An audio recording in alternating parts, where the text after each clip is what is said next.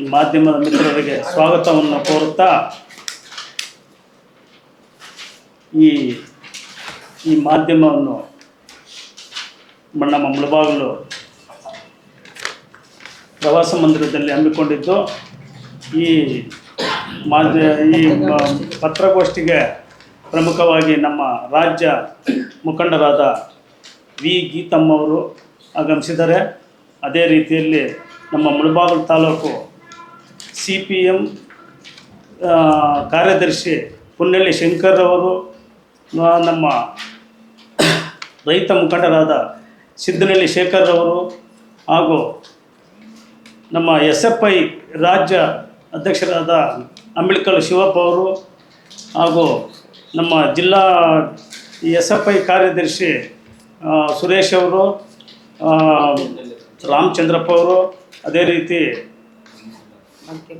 ನಮ್ಮ ಭಾಗ್ಯಮ್ಮ ಅವರು ಜಿಲ್ಲಾ ಮುಖಂಡರು ಮತ್ತು ಕೊಂಡಮ್ಮ ಅವರು ಹಾಗೂ ಇನ್ನು ರಾಜು ಅವರು ಎಲ್ಲ ನಮ್ಮ ಬಂಗೋದಿ ಶ್ರೀನಿವಾಸ್ ಅವರು ಹಾಗೂ ಎಲ್ಲರೂ ಈ ಸುದ್ದಿಗೋಷ್ಠಿಗೆ ಆಗಮಿಸಿದ್ದಾರೆ. ಎಲ್ಲರಿಗೂ ಸ್ವಾಗತ ಕೋರ್ತಾ ಏನು ಇವತ್ತು ಈ ಸುದ್ದಿಗೋಷ್ಠಿಯ ಮುಖ್ಯ ವಿಚಾರ ಏನೆಂದರೆ ದಿನಾಂಕ 9, 10, 11 ಮಾರ್ಚ್ 2026 ನಮ್ಮ ಕರ್ನಾಟಕ ಪ್ರಾಂತ್ಯ ರೈತ ಸಮ್ಮೇಳನ 18ನೇ ಸಮ್ಮೇಳನ ಕೋಲಾರಲ್ಲಿ ನಾವು ಹಮ್ಮಿಕೊಂಡಿದ್ದು. ಈ 18ನೇ ರಾಜ್ಯ ಸಮ್ಮೇಳನ, ಆ ಸಮ್ಮೇಳನದ ಮೂಲ ಉದ್ದೇಶ ಏನೆಂದರೆ ಈ ರೈತರಿಗೆ ಬೆಂಬಲ ಬೆಲೆಯನ್ನು ನೀಡಬೇಕೆಂದು, ನಮ್ಮ ಕೋಲಾರ ಜಿಲ್ಲೆಗೆ ಶಾಶ್ವತ ನೀರಾವರಿ ಜಾರಿ ಆಗಬೇಕಂತೇಳಿ, ಹಾಗೂ ರೈತರ ಸಾಲ ಮನ್ನಾ ಮಾಡಲು, ವಿದ್ಯುತ್ ಖಾಸಗೀಕರಣ ವಿರೋಧಿಸಿ, ಬಹುರುಕಂ ಸಾಗುವಳಿ ಸಕ್ರಮಕ್ಕಾಗಿ ರೈತರಿಗೆ ಮೇಲೆ ಈ ಅರಣ್ಯ ಇಲಾಖೆಯವರ ದೌರ್ಜನ್ಯವನ್ನು ಖಂಡಿಸಿ, ಕಾರ್ಮಿಕರ ನೀತಿಗಳನ್ನು ವಿರೋಧಿಸಿ, ಕೃಷಿ ಬೆಂಬಲ ಬೆಲೆಗಾಗಿ ನಾವು ಏನು ಇದೇ ತಿಂಗಳು 9, 10, 11ನೇ ತಾರೀಕು ಕೋಲಾರಲ್ಲಿ 18ನೇ ರಾಜ್ಯ ಸಮ್ಮೇಳನವನ್ನು ಹಮ್ಮಿಕೊಂಡಿದ್ದೀವಿ.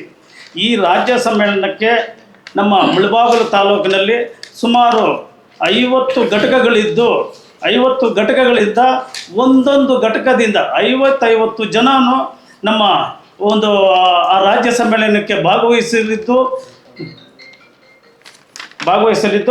ಆ ಸಮ್ಮೇಳನವನ್ನು ಯಶಸ್ವಿಯಾಗಿ ಗೊಳಿಸಬೇಕಂತೇಳಿಬಿಟ್ಟು ನಮ್ಮ ಎಲ್ಲ ಮುಳಬಾಗಿಲು ತಾಲೂಕಿನ ಸಮಸ್ತ ರೈತ ಬಾಂಧವರಲ್ಲಿ ಮನವಿ ಮಾಡಿಕೊಳ್ತಾ ಇದ್ದೀವಿ.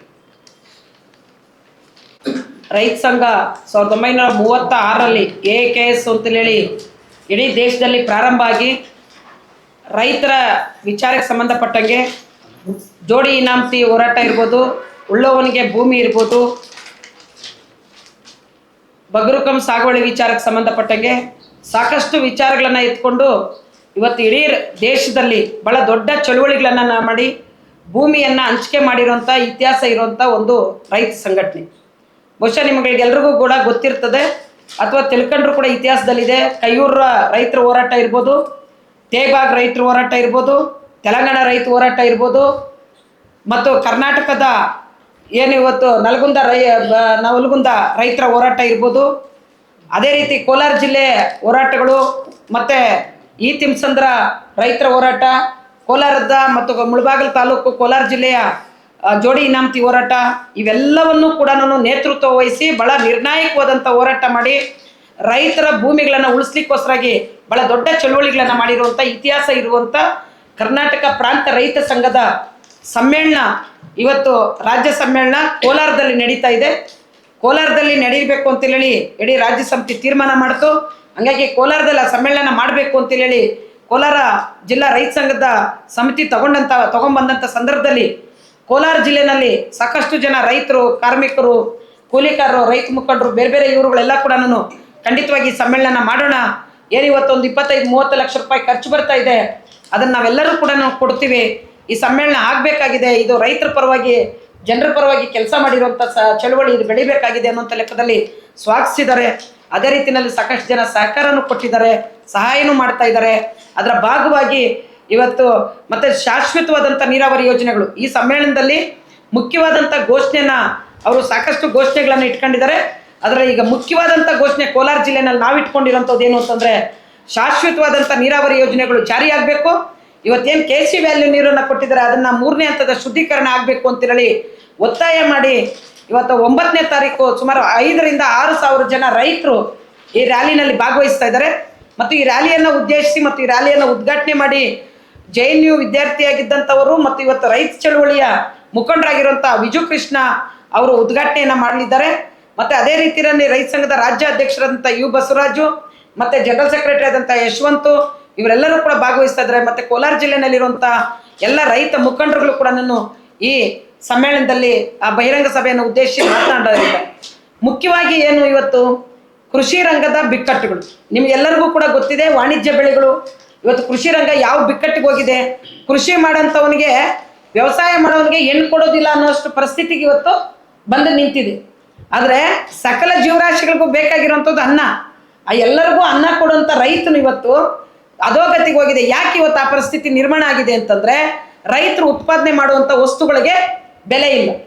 ನೀವು ಫುಟ್ಪಾತಲ್ಲಿ ಒಂದು ಬಜ್ಜಿ ಮಾಡೋತವ್ನಿಂದ ಹಿಡ್ಕೊಂಡು ಟಾಟಾ ಬಿರ್ಲಾ ರಿಲಯನ್ಸು ಅಂಬಾನಿ ಅವರೆಲ್ಲ ಕೂಡ ಮಾಡಿರುವಂಥ ಮಾರ್ಕೆಟ್ವರೆಗೂ ಅದರ ರೇಟನ್ನು ಫಿಕ್ಸ್ ಮಾಡೋಂಥ ಹಕ್ಕು ಅದು ತಯಾರು ಮಾಡೋರ ಮೇಲೆ ಇರ್ತದೆ.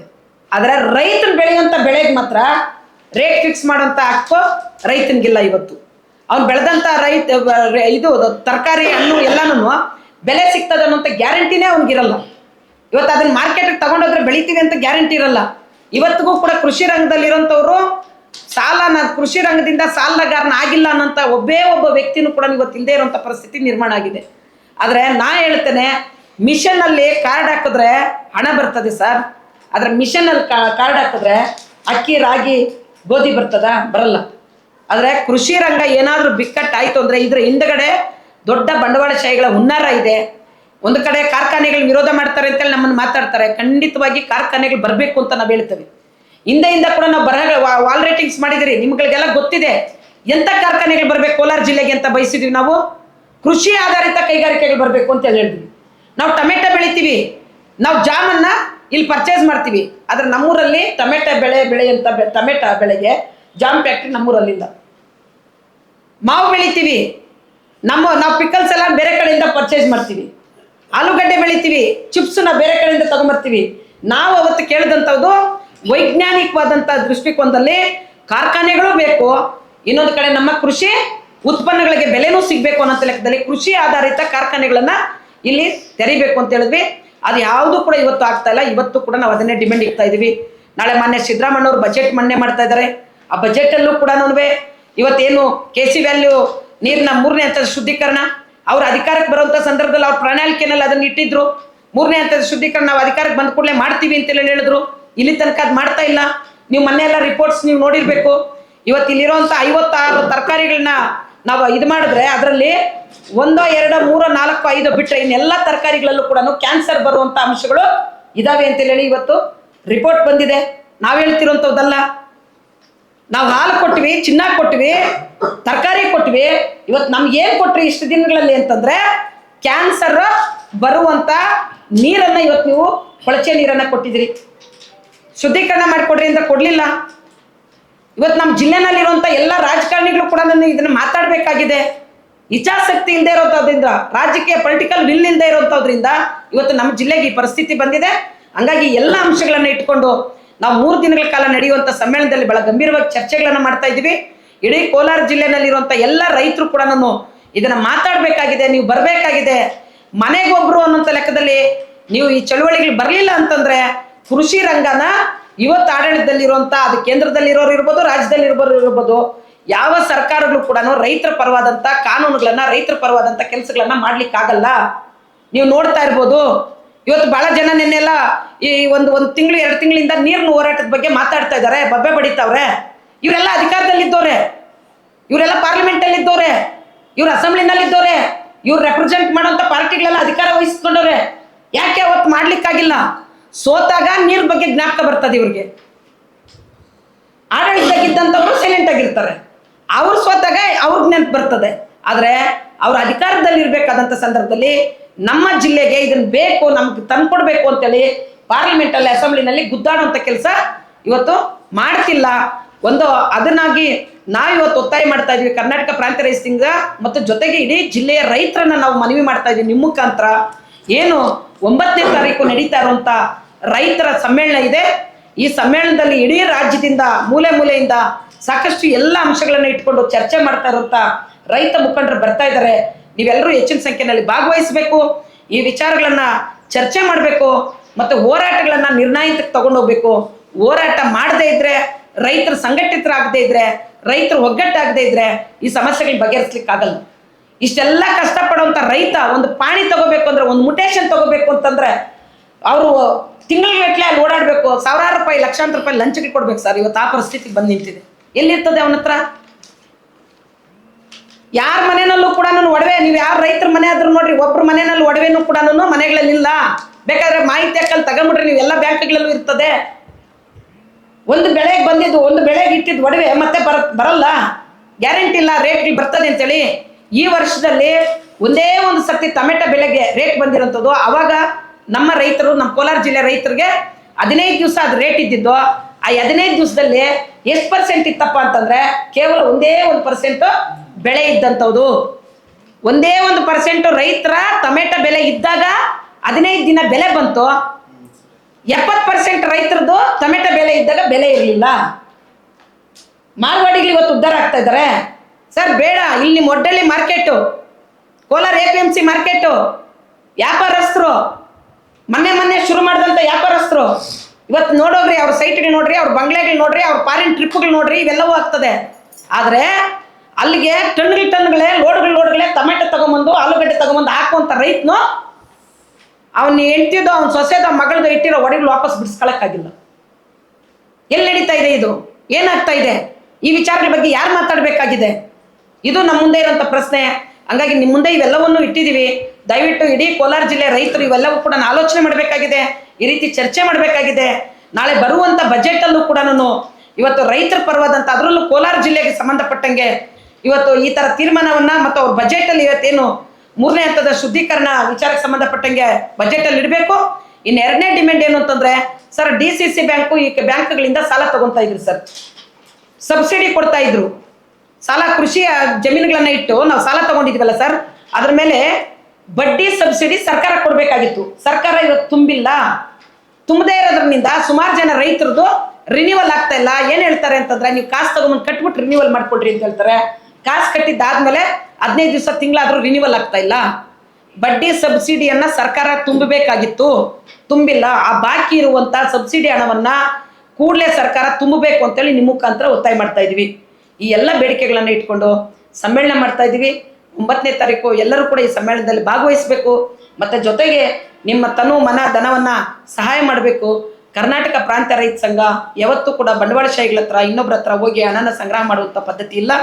ಇಡೀ ಕೋಲಾರ ಜಿಲ್ಲೆ ರೈತರು ನೀವು ಕೊಡುವಂಥ ಹಣದಲ್ಲಿ 3 ದಿನ ಸಮ್ಮೇಳನ ಇಲ್ಲಿ ಚರ್ಚೆ ಮಾಡಿ ಇಡೀ ರಾಜ್ಯದಲ್ಲಿ ಈ ಚಳವಳಿಯನ್ನು ದೊಡ್ಡ ಮಟ್ಟಕ್ಕೆ ತಗೊಂಡೋಗುವಂಥ ಕೆಲಸ ಮಾಡ್ತಾರೆ.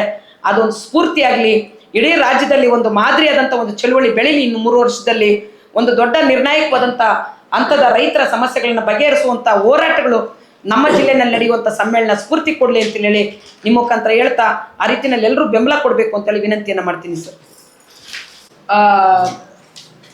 ಗೌರ್ಮೆಂಟ್ ಕೊಡ್ತಾ ಇತ್ತು ಸರ್, ಇವತ್ತು ಒಂದು ಬೋರ್ವೆಲ್ ಹಾಕಿದ್ರೆ 5 ಲಕ್ಷ ರೂಪಾಯಿ ಖರ್ಚು ಬರ್ತದೆ ಸರ್ ಒಬ್ಬ ರೈತನಿಗೆ. ಕರೆಂಟ್ ಪರ್ಮಿಷನ್ ತಗೊಳ್ಳಿಕ್ಕೆ ಟ್ರಾನ್ಸ್ಫಾರ್ಮರ್ ಇಂದ ಹಿಡ್ಕೊಂಡು ವೈರಿಂದ ಹಿಡ್ಕೊಂಡು ಎಲ್ಲವೂ ಕೂಡ ರೈತರೇ ಕೊಡಬೇಕು. ಅದಕ್ಕೆ ಅವ್ರು ಹೇಳೋದೇನು ಅಂತಂದ್ರೆ ಲಾಸ್ ಆಗಿದೆ ಅಂತ. ಲಾಸ್ ಆಗಿರೋದು ರೈತರಿಂದ ಅಲ್ಲ, ಲಾಸ್ ಆಗಿರೋಂಥದ್ದು ಈ ದೇಶದಲ್ಲಿ KPTCLಗೆ ಅಥವಾ ಬೆಸ್ಕಾಂಗೆ ಹಣ ಹೋಗದೆ ಇರೋಂಥದ್ದು ಈ ದೇಶದ ಕಾರ್ಖಾನೆಗಳು ನಡೆಸ್ತಾ ಇರುವಂಥ ಬಂಡವಾಳಶಾಹಿಗಳು ಕರೆಂಟನ್ನು ಕದ್ದಿರೋದ್ರಿಂದ, ಅಲ್ಲಿನ ಅಧಿಕಾರಿಗಳು ಭ್ರಷ್ಟಾಚಾರ ಮಾಡಿರೋದ್ರಿಂದ. ಆದರೆ ಅದನ್ನ ಇವತ್ತು ಯಾರ ಮೇಲೆ ಆಗ್ತಾ ಇರೋದು ಅಂತಂದ್ರೆ ರೈತರ ಮೇಲೆ ಆಗ್ತಾ ಇರೋಂಥದ್ದು. ಸರ್ 1200 ಅಡಿ 1500 ಅಡಿ 2000 ಅಡಿ ತನಕ ನೀರು ತೆಗಿತೀವಿ ನಮ್ಮ ಜಿಲ್ಲೆಗಳಲ್ಲಿ. ನೀರು ಕೊಟ್ಟಿಲ್ಲ. ಒಂದು ಬೋರ್ ಹಾಕಿ ಅಲ್ಲಿಂದ ನೀರು ತೆಗಿಬೇಕು ಅಂತಂದ್ರೆ ಕರೆಂಟ್ಗೆ, ಬೋರ್ವೆಲ್ಗೆ ಅಷ್ಟು ಖರ್ಚು ಬರ್ತದೆ. ಕರೆಂಟ್ಗೆ 5 ಲಕ್ಷ ರೂಪಾಯಿ ಖರ್ಚು ಮಾಡಿದ್ರೆ 10 ಲಕ್ಷ ಒಂದು ಬೋರ್ವೆಲ್ಗೆ 10 ರಿಂದ 12 ಲಕ್ಷ ರೂಪಾಯಿ ಖರ್ಚು ಮಾಡಿದ್ರೆ ಆ ರೈತ ಹೆಂಗ್ ಸರ್ ಉದ್ಧಾರ ಆಗುವಂಥದ್ದು? ಸೊ ಹಂಗಾಗಿ ಅದ್ರ ಜೊತೆಗೆ ಈಗ ಮೀಟರ್ ಬಿಡಿಸ್ಲಿಕ್ಕೆ ಹೊರಟಿದ್ದಾರೆ. ಮೀಟರ್ ಅಂದ್ರೆ ಹೆಂಗೆ ಗೊತ್ತಾ ಸರ್, ಇನ್ಮೇಲೆ ಮೀಟರ್ ಗೀಟ್ರ್ ಎಂಥದ್ದು ಇರಲ್ಲ, ಕರೆನ್ಸಿ ಸೇಮ್ ನಮ್ಮ ಕರೆನ್ಸಿ ಥರನೇ ಇವತ್ತು ಆ ಸಿಸ್ಟಮನ್ನು ತರಲಿಕ್ಕೆ ಕೊಟ್ಬಿಟ್ಟವ್ರೆ. ಕೃಷಿ ರಂಗದ್ದು ಹೆಂಗ್ ಯಾವ ಲೆವೆಲ್ಗೆ ದಿವಾಳಿ ಎಬ್ಬಿಸ್ತಾ ಇದ್ದಾರೆ, ಎಷ್ಟು ಯಾವ ಲೆವೆಲ್ಗೆ ದಿವಾಳಿಗೆ ಇಳಿಸ್ತಾ ಇದ್ದಾರೆ ಅನ್ನೋದಕ್ಕೆ ಇವೆಲ್ಲವೂ ಕೂಡ ಉದಾಹರಣೆ.